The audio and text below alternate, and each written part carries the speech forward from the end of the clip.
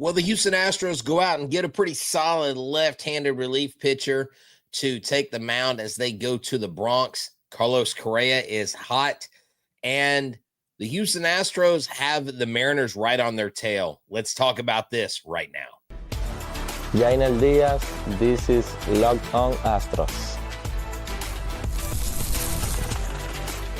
Hello and welcome to Locked On Astros, your daily Astros podcast. Here are your hosts, Eric the Man Heisman and Brett Htown Wheelhouse Chansey. Hey everybody, Htown Wheelhouse here with Locked On Astros. You know me, myself, and my co-host Eric, who's not here tonight. He will be back on Sunday. We have about 16 years podcasting experience through whether it's through podcasts, whether it is through written word and or radio like Eric did at one point with Talking Stros. We remember this is Locked On Astros, and we are your team every single day. This episode is brought to you by Game Time. Game Time, if you download this app, create an account, and use the code LOCKEDONMLB for $20 off your first purchase, you will enjoy the game for less. So today's show, we are going to talk about this new left-handed pitching option, a relief pitcher who I think is someone who's going to add a solid arm to the pen, the corresponding moves with that. The offense is waking up, but is it enough? And when I'm going to ask, is it enough? I'm going to also talk about the surging Seattle Mariners. And then we have an appointment with the captain in New York. Aaron Judge, I believe, is back with the Yankees. And they have been on a skid lately. Will they continue their demise as the Astros come into town with about 47 games left in the season? So the Houston Astros had a very active trade deadline. We talked about it. We cover it like we do on all things Houston Astros here at Locked On Astros. And I think most of us were very pleased. I think there were the naysayers that didn't like the Carlos Correa deal. They felt like we didn't force Minnesota to pay as much as we should have, or that the club should have paid more towards his salary. Minnesota, that is, coming back to Houston. But that's neither here nor there because Carlos Correa has been swinging a hot bat. And before we get to that, that will be our second segment where we will talk about the offense waking up. I want to talk about our new pitcher. I really like this move. His name is Yainer de los Santos. And I've got a couple things that have happened as a result. Okay, they signed him to a major league contract. He's scheduled to join the Astros in New York to make room on the 40-man roster. Right-handed pitcher Luis Contreras has been designated for assignment, and Nick Hernandez has been optioned to AAA Sugarland. Now, one of the things I like about Mr. De Los Santos, number one, his slider has a whiff rate of 38%. That's solid. He only has 3 appearances in the postseason, but he's got a 0.00 ERA, a strikeout, and 3 appearances in the postseason. Hey, small sample size or not, I'll take that. And if you look at the 7 seasons he's played for 7 teams. So this is what you call a journeyman, including the Phillies and the Guardians, who he played for most recently with the Braves. He's 17-9 overall with an ERA of 4.47 with 299 strikeouts on his career. And so I really like this move. I think this guy is someone that can add depth to your bullpen, that can take the stress off of some of the guys that have been there all season long, and going forward could be someone who could really be a difference maker. I mean, he was 5-2 in 23. He was 1-2 last year. Currently, he's 3-3. And this is a guy, you get a guy with major league experience. He's been on multiple teams. He's seen different batters. He's seen the game plan. He's heard the game plan from different catching and pitching and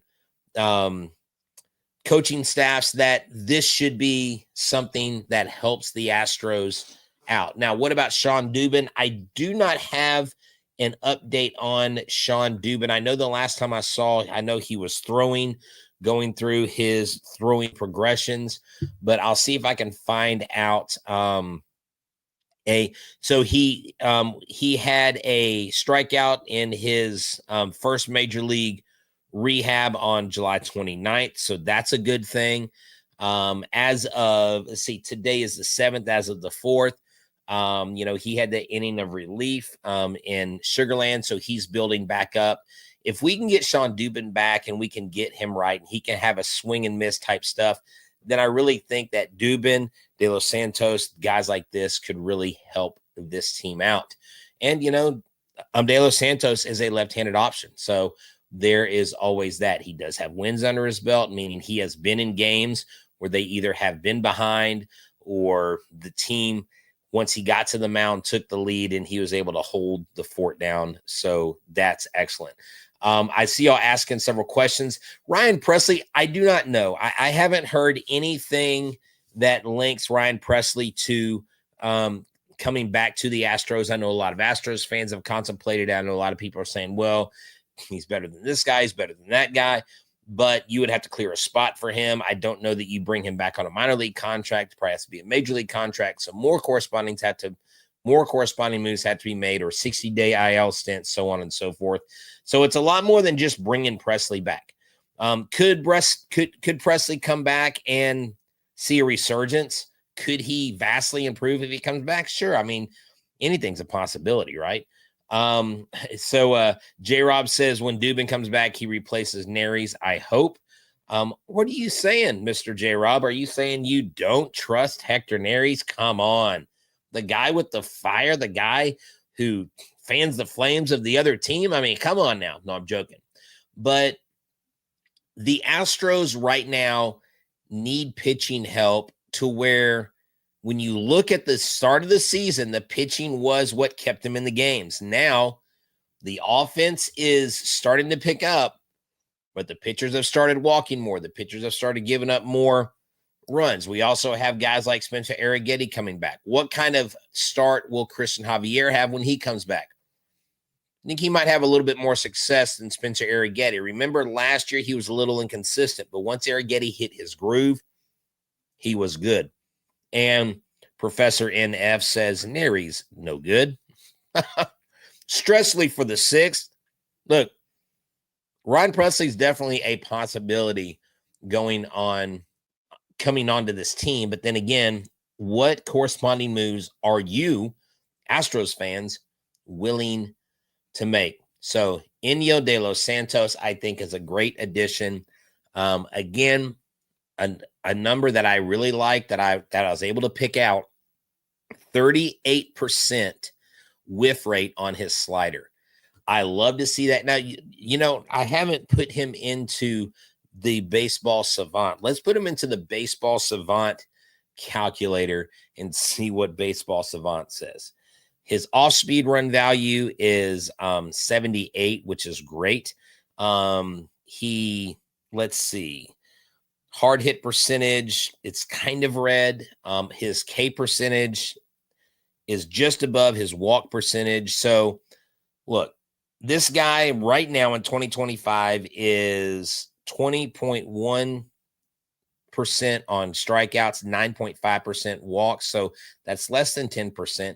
His expected ERA is 3.77. His current ERA is 4.53. Okay. So he has a changeup, a slider, and a four-seamer. Now, who knows? Maybe he comes here and the Astros see another pitch that he's thrown or could throw and go from there. But it looks like these are the only 3 pitches. He had a sinker back in, 2024. His sinker was there quite a bit, but his slider seems to be the pitch that he relies on the most. His four-seamer and his slider. He only threw one sinker. So maybe there's a pitch in there they can add to his repertoire to help him be even more successful than he's already been. The bottom line is this is a welcome addition. We do have Javier coming in, Garcia coming in. Yeah, Alexander will probably be out. Gordon will probably be out. I like those calls. Now, they did send Blue Ball back. I like Blue Ball in several situations to come up and to help this team Maybe if you don't call him back up till September, that's fine. But I think blue ball can help this team. We're going to talk about this offense waking up and why it's important, because the Seattle Mariners are surging after we hear about our friends at Game Time.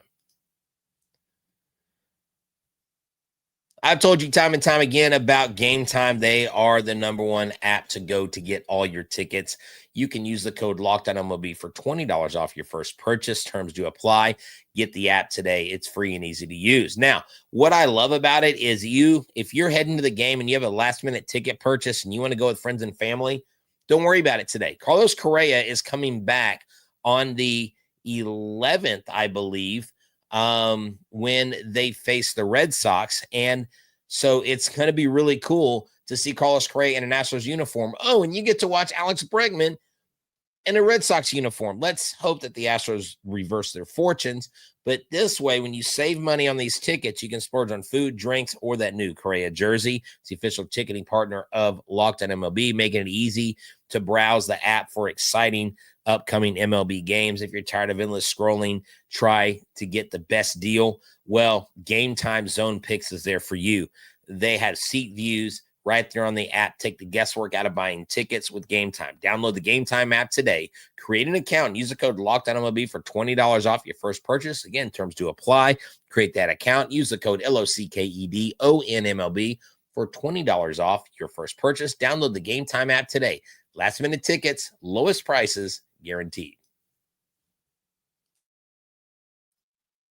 All right. Thank y'all for tuning in. Again, I'm Htown Wheelhouse. You know me. You know where to find the show. Check us out Monday through Friday. And then every game you have Locked On Astros postcast, and Michael Connor hitting you up there the first 15 minutes right after the game to get immediate post-game reaction. But myself and Eric, we've been at this. Gosh, I've been at it since 2020. Eric started in 2019, but we didn't get to YouTube to about 2022. And I don't know if y'all know this, the origin story of that is we were able to line up, and I believe Eric had a contact with Lance McCullers Jr., and he was at spring training, and he was our first big interview that we had. We put it online, and the rest is history. Locked On Astros was the first MLB team in the Locked On Network to be awarded a show for the YouTube generation of Locked On. We were the first team in phase 2. So let's talk about, before we talk about the offense, let's talk about the division. Okay. Back in the glory days, if y'all remember, I used to have a mic in front of my face and I would do podcast where I had this big round circle right there. And, anyways, it was not great. Okay. I'm just going to admit it. It was not great. So let's look at the standings, because they can't be ignored. And I honestly thought it would be us and the Mariners the whole year. I didn't think, the Rangers are quite a ways behind. They are, I say quite a ways. They're about 5 spots back. But now the Seattle Mariners are a game and a half behind the Astros. They are getting ever so close.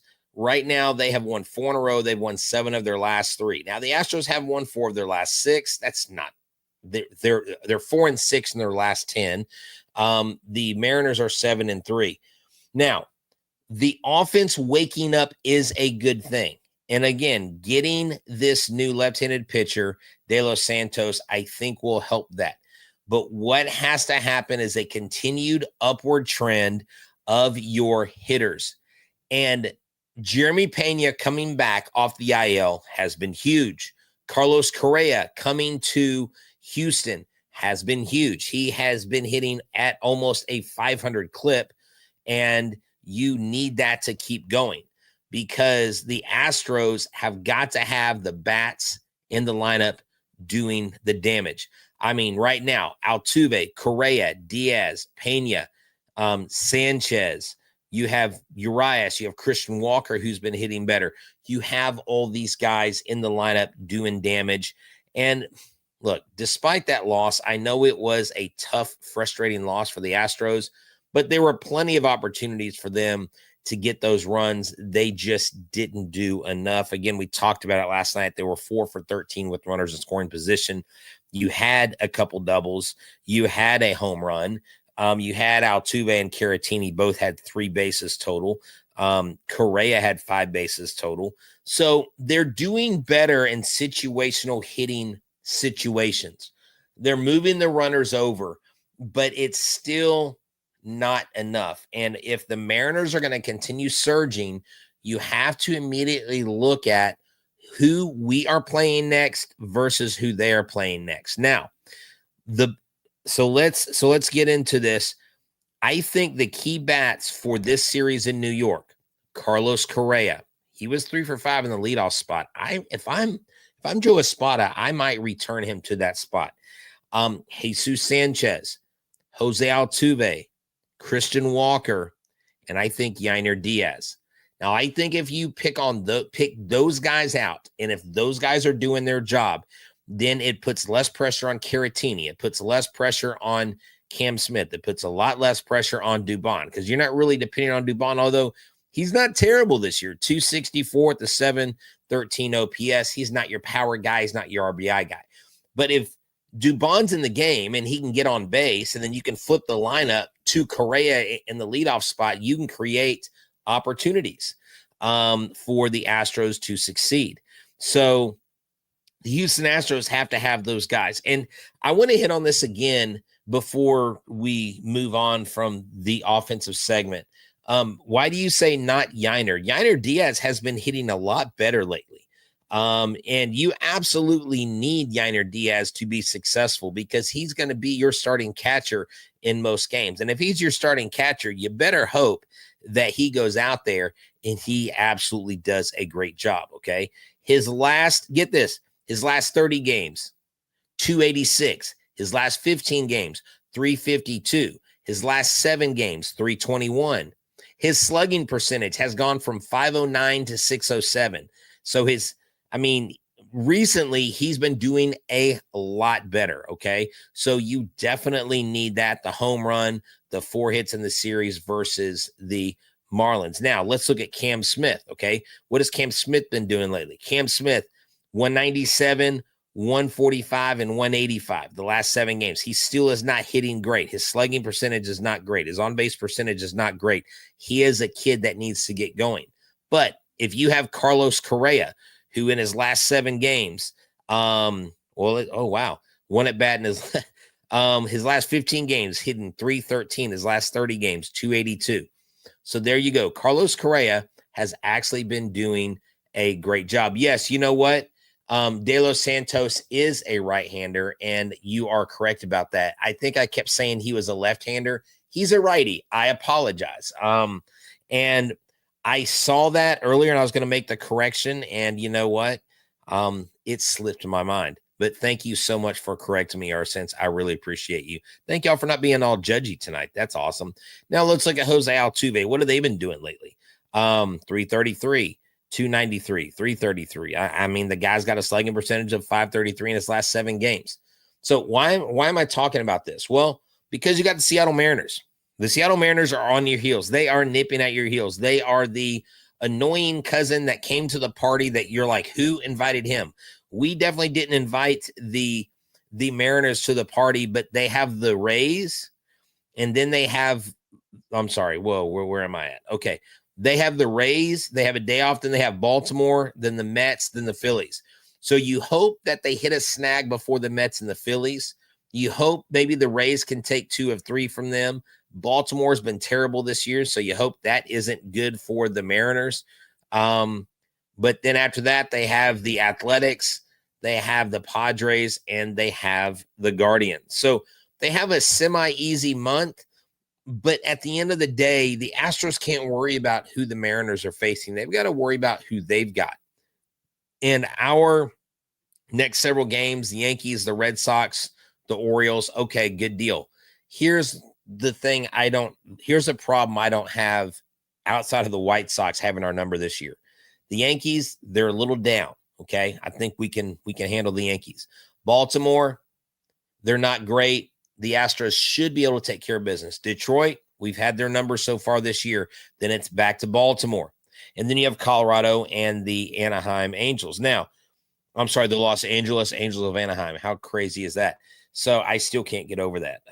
They are not LA, they are Anaheim. But anyways, the Astros do have an easier schedule, but they still have to perform. They still have to get guys on base. They still have to score runs. And obviously, those pitchers have to throw zeros up on that scoreboard. So we're going to talk about our appointment with the Yankees and see what they've been up to lately, because a fan favorite to boo as an Astros fan, Aaron Judge, I believe, is back. So before that, let's hear from our friends at Prize Picks. Hey, everybody, thank you for tuning in to Locked on Astros. Prize Picks is our proud sponsor today. Download the app, use the code LOCKEDONMLB, and get $50 in lineups after you pay $5. Well, that's a bargain. You know, and this daily fantasy platform lets you turn your football predictions into real rewards. Preseason is already heating up, and college football isn't far behind. It's the perfect time to lock your season-long more or less picks in for the 2025 season, all before week 1 kicks off.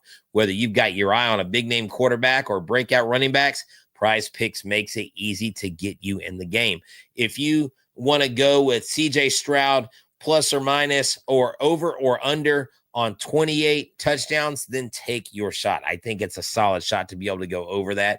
Preseason picks help you feel that you are ready for the year, that you're ready to go. It's like a fun warm-up for full season.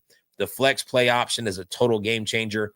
Even when one of your picks misses, you still doubled your money. That's right.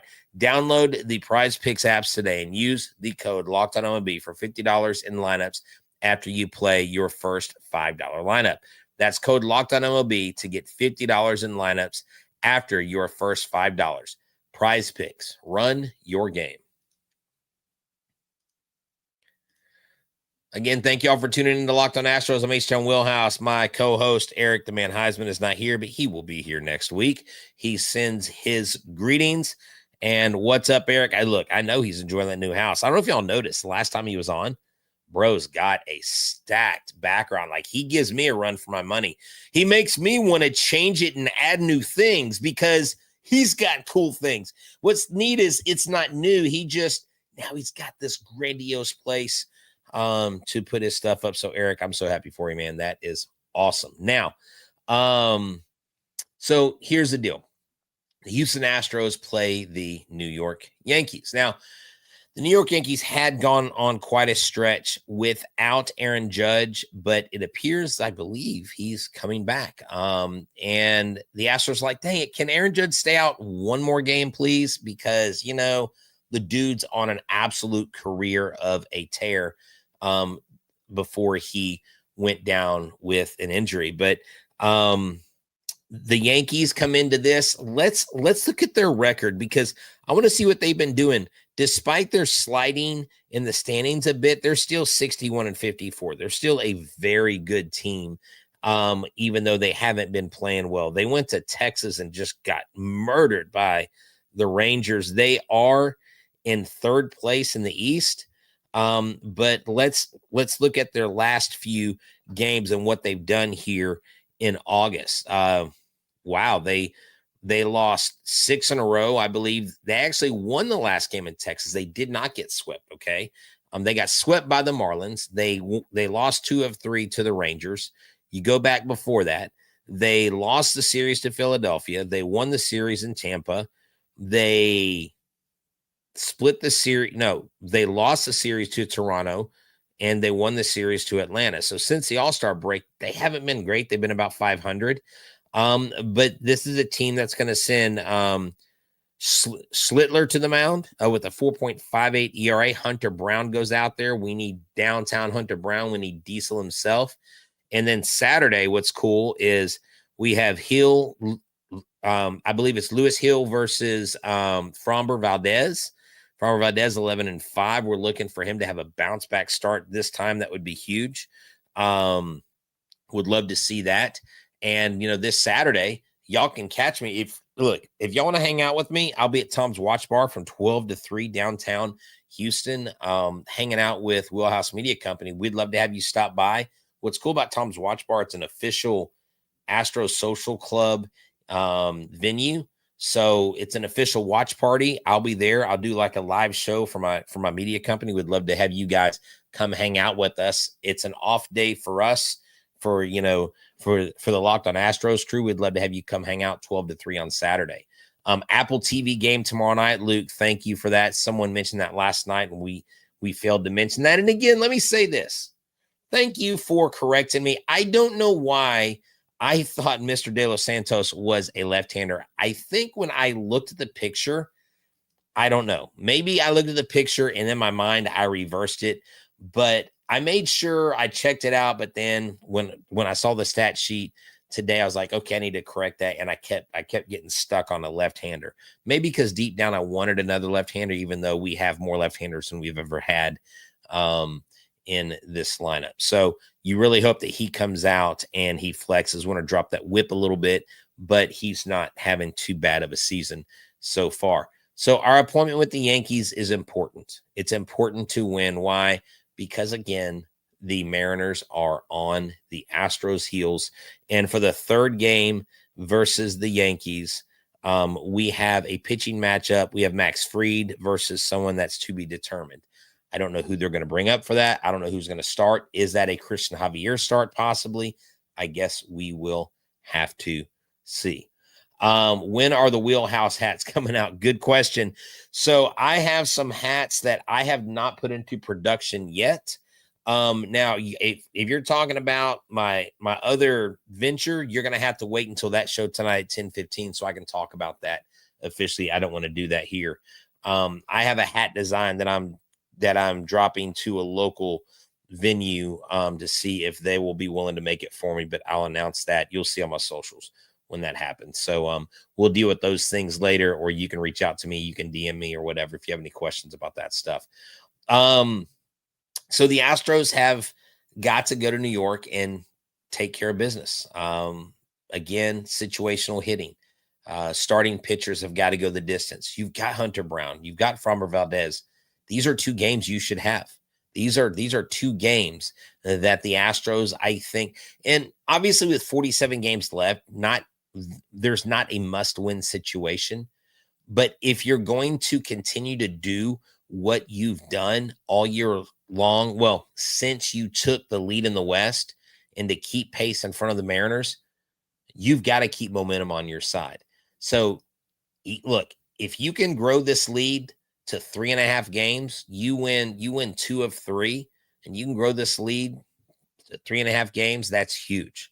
Coming home, thing is, after you play in the Bronx, you got to come home and play the Red Sox, who have had your number. I think they're 5-0 the last 5 games against the Astros. So you've got to take all these things into consideration.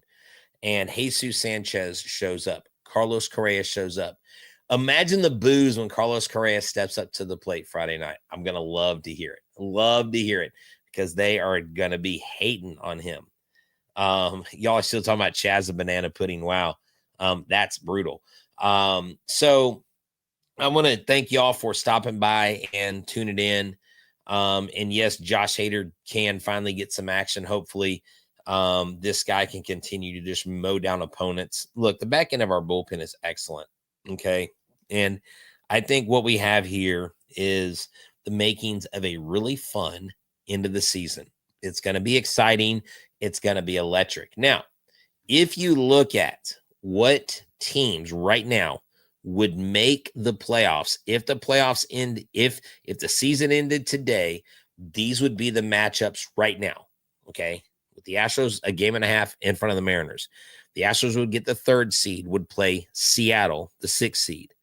The Red Sox and the Yankees would play. The Blue Jays would have the 1 seed. The Tigers would have the 2 seed. Then the winner of the Astros Mariners would play the Tigers. The winners of the Red Sox Yankees would play the Blue Jays.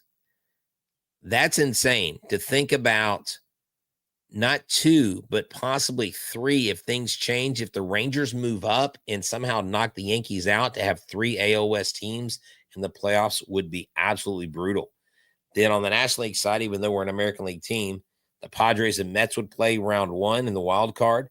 The Phillies and Cubs would play in their wild card. Then you would have the 1 seed, the Brewers, and the 2 seed, the Dodgers. It seems like an interesting playoff scenario. So we're not determining playoff seedings right now, but this is just if the postseason started today, this is what would happen. The Astros and Mariners would square off. That'd be a pretty exciting series. I really hope that the Houston Astros continue to move in the right direction to get it together. I think Jesus Sanchez is a big part of that. I think our pitchers coming back is another big part of that. I think Carlos Correa is going to have his playoff heavy. Thank you all for tuning in. I appreciate y'all being back listening. I appreciate the conversation during. Sorry I couldn't get everybody's comments and put them up on the screen. But if you don't have Apple TV, find someone who does. Hang out. Check it out. And hey, come see me Saturday, 12 to 3. I'll be at Tom's Watch Bar. Would love to meet you. Would love you to hang out. Even if you stop by, say hi, have a quick drink. We would love to hang out. So for myself, from Eric the Man Heisman, and everybody here at Locked on Astros, remember, we're your team every day. Go beat the Yankees, Astros.